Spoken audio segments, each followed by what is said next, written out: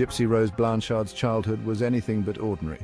Confined to a wheelchair, her innocence was held captive by a web of fabricated illnesses. Her mother, Dee Dee, orchestrated a twisted performance. It was Munchausen by proxy. Dee Dee craved attention and sympathy. Her daughter, Gypsy, became a tragic pawn in this cruel game. Gypsy's world was small. Doctors' visits, hospital stays, and medications became her norm. She believed her mother's every word. Dee Dee spun tales of debilitating ailments. These included muscular dystrophy, leukemia, and epilepsy. Gypsy accepted her fate, unaware that her suffering was a fabrication.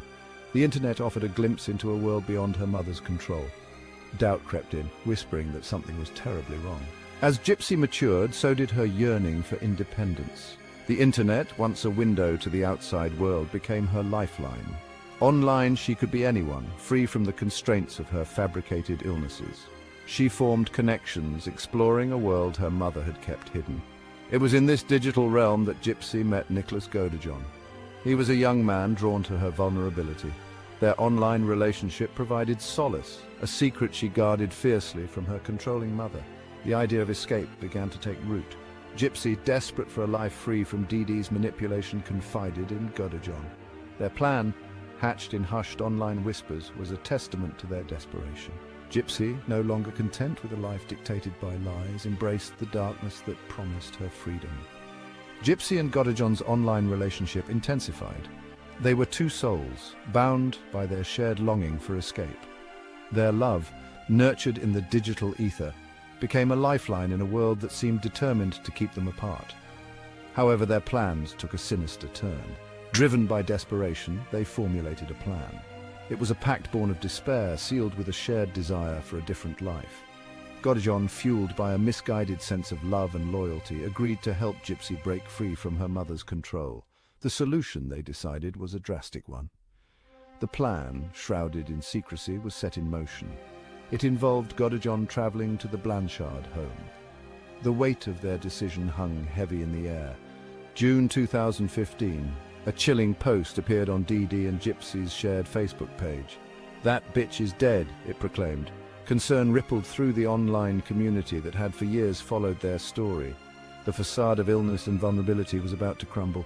Dee Dee Blanchard was found dead. She had been fatally stabbed. Her daughter, Gypsy, was missing.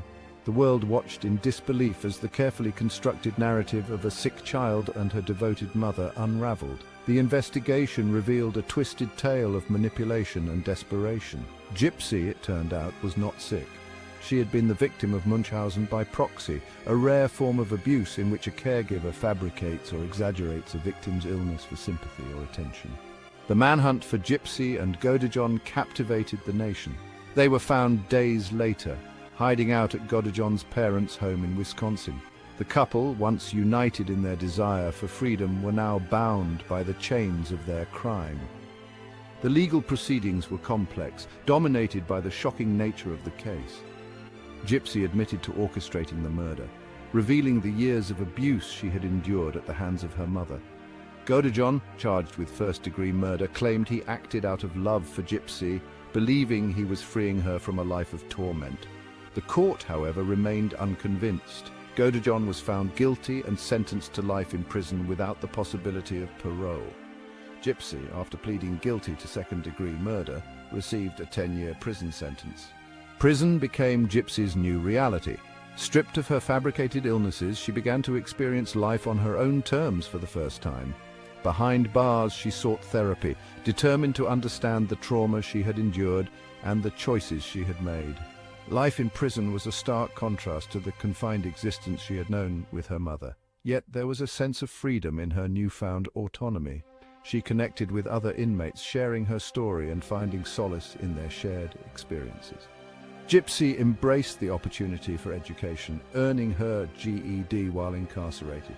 She maintained contact with her father and stepmother, rebuilding relationships that had been strained by years of manipulation. The prison walls, though restrictive, provided a space for Gypsy to heal. August 2024. After serving 8 years of her 10-year sentence, Gypsy Rose Blanchard walked free.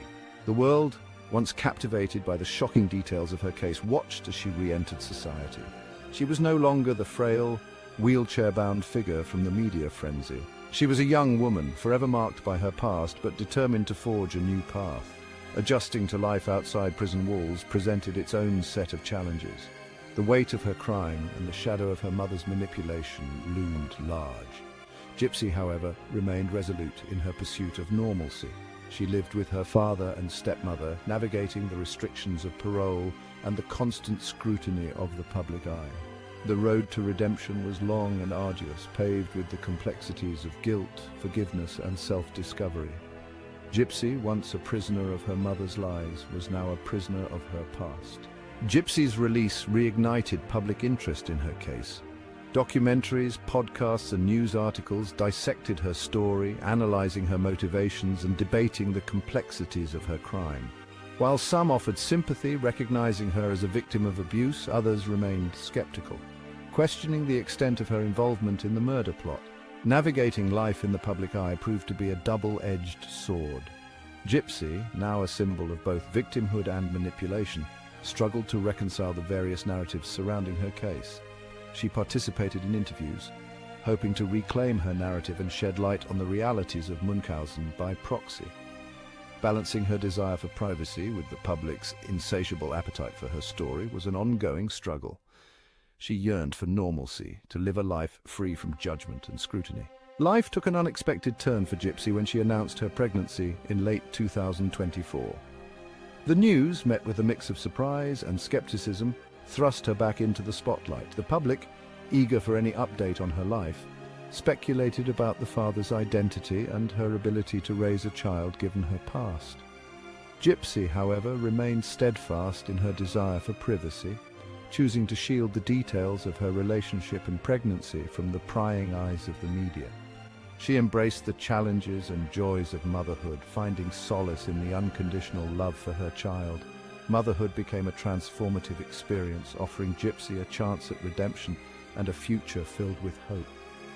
She poured her love and energy into creating a stable and nurturing environment for her child, determined to break the cycle of abuse that had defined her own upbringing. Gypsy's journey, though far from over, stood as a testament to the power of resilience and the capacity for growth and change.